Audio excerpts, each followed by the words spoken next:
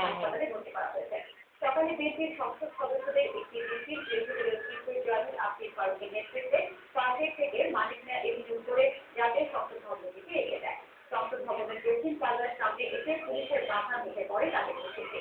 এ সময় পুলিশের সঙ্গে হরতাল সমর্থিত ব্যক্তিদের সংঘর্ষ সৃষ্টি হয়। এ সময় মাথায় হাত পান জয়নুল আবেদিন ফারুক। তবে পুলিশের পক্ষ থেকে জানানো হয়, বিএনপি টেস্টার ড্রোনের এডিসি হারুনুর রশিদকে চপেটাঘাত ও লাথি মারার ঘটনাকে কেন্দ্র করে এই হত্যাযুক্তিতে কয়েকজন পুলিশ সদস্য দাবি করেছে।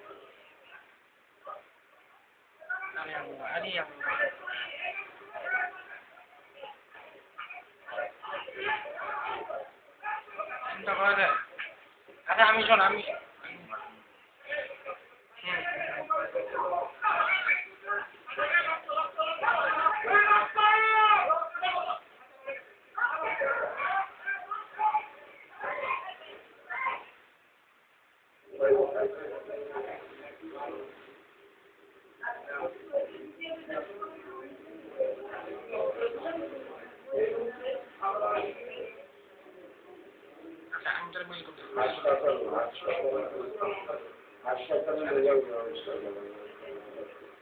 আমরা শুধু পদক্ষেপ করেছিলাম এবং এটা পুলিশও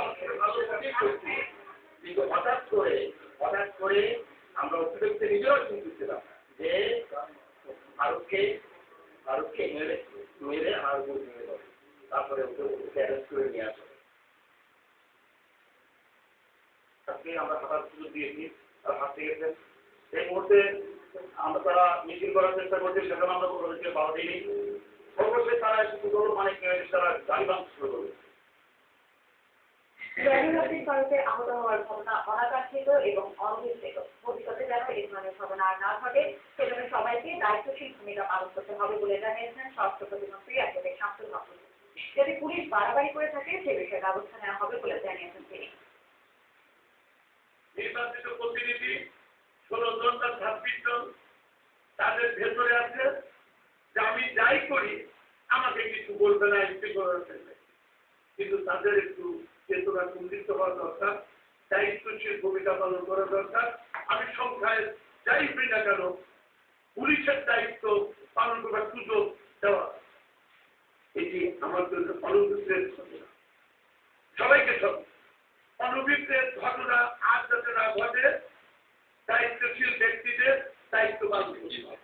যদি তাদের কোনো এক্সেস থাকে তাহলে অবশ্যই নেওয়া যেতে পারে।